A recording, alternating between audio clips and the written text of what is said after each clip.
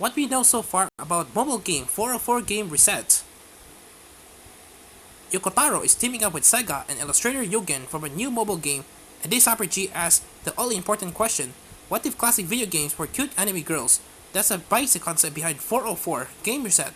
Coming to Japan later this year, it's second out to be an interesting release with plenty of gacha potential, but what else do we know? Not much, but some. Here's what you glanced so far from the introductory materials. Of course, since it's a Yokotaro property, nothing is ever certain, but color us curious about this digital adventure. Classic Sega titles take the spotlight.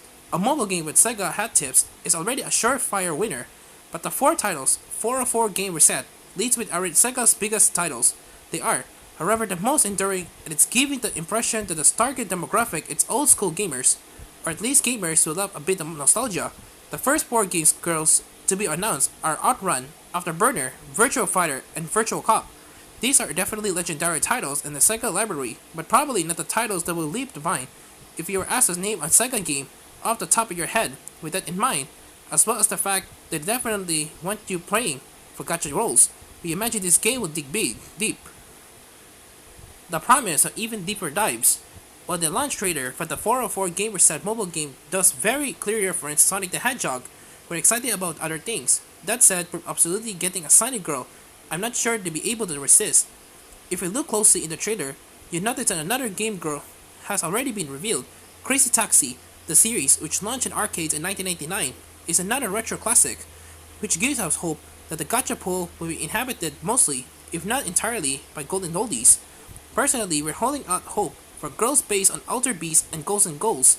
Whether we'll get your wish is anyone's guess, but this is Yokotaro, so anything's possible. Speaking of which,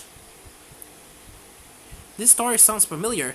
Yokotaro recently made mobile game Magic with Sino Alice, in which storyboard book characters fight for the right to resurrect and meet their respective authors.